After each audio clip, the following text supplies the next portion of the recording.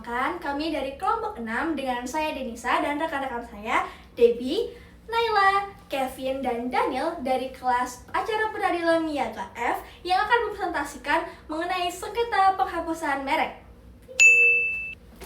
Oke teman-teman, sekarang definisi mengenai penghapusan merek itu sendiri adalah proses hukum pembatalan pendaftaran merek terdaftar karena alasan tertentu, non-use atau itikat buruk, yang diajukan oleh pihak yang berkepentingan kepada peradilan niaga. Adapun dasar hukum yang digunakan adalah pasal 74 Undang-Undang Nomor 20 Tahun 2016 atau juga putusan Mahkamah Konstitusi Nomor 144 Tahun 2023. Hal ini yang digunakan saat ini adalah putusan Mahkamah Konstitusi karena awalnya itu adalah berubah 3 tahun menjadi 5 tahun dan berlaku sejak 2024. Selanjutnya, saya akan menjelaskan tentang alur sengketa gugatan merek. Dimulai dari beberapa persyaratan utama. Pertama, merek harus sudah terdaftar di DJKI. Kedua, merek tersebut tidak digunakan dalam perdagangan selama 3-5 tahun berturut-turut. Gugatan juga diajukan oleh pihak ketiga yang memiliki kepentingan, serta tidak ada larangan impor atau peredaran barang terkait.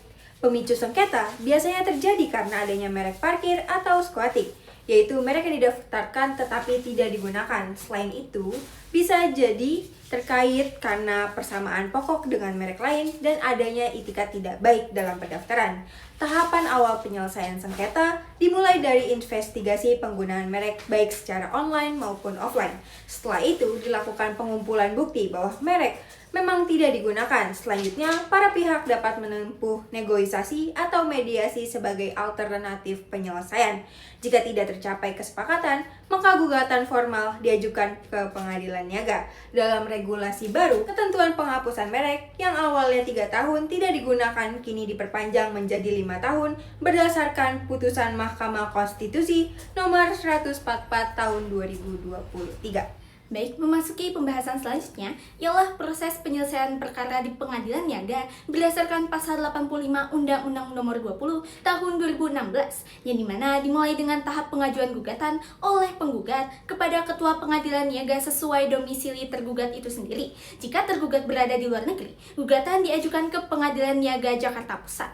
Setelah gugatan didaftarkan dan diterima panitera, berkas disampaikan kepada ketua pengadilan dalam jangka waktu 2 hari. Selanjutnya, ketua pengadilan mempelajari gugatan dan menetapkan majelis hakim serta jadwal sidang. Para pihak kemudian dipanggil untuk hadir di persidangan dan mempersiapkan bukti serta dalil hukum masing-masing. Pada tahap pemeriksaan sidang, penggugat harus membuktikan dalilnya, misalnya mengenai non-use merek, sedangkan tergugat dapat memberikan bantahan. Sidang dilakukan secara terbuka untuk umum dan penyelesaiannya dibatasi maksimal 90 hari yang dapat diperpanjang menjadi 30 hari dengan izin Mahkamah Agung. Pada tahap putusan, hakim membacakan putusan beserta pertimbangan hukumnya dalam sidang terbuka. Salinan putusan kemudian disampaikan kepada para pihak. Jika gugatan dikabulkan, maka DJKI diperintahkan untuk menghapus merek dari daftar umum merek dan putusan diumumkan dalam berita resmi merek. Terakhir, upaya hukum yang tersedia hanya kasasi ke Mahkamah Agung tanpa melalui banding. Permohonan kasasi diajukan paling lambat 14 hari setelah putusan dan pemeriksaannya harus diselesaikan dalam waktu 90 hari.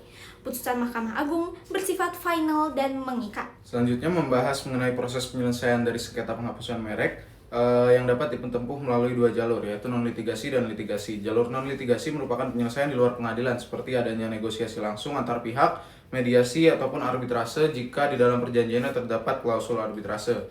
Jalur ini memiliki kelebihan karena prosesnya yang cepat, biayanya lebih efisien, dan juga hubungan bisnis dari para pihak dapat tetap terjaga.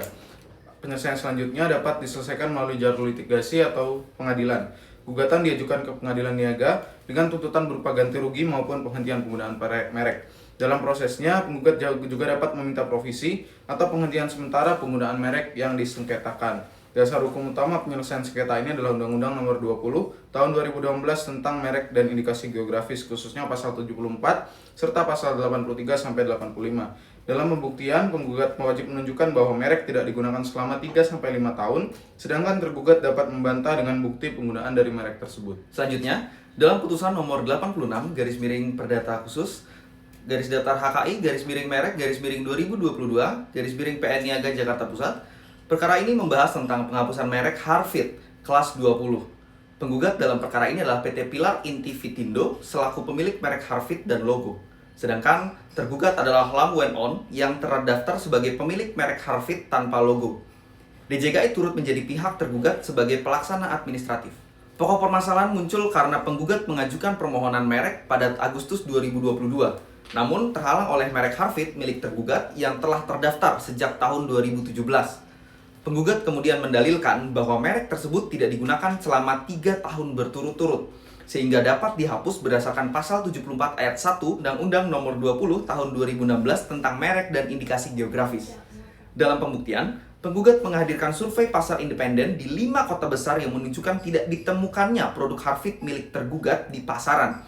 Selain itu, terdapat puluhan surat pernyataan responden dan saksi investigator di bawah sumpah. Tergugat juga tidak hadir meskipun telah dipanggil secara sah sebanyak 3 kali.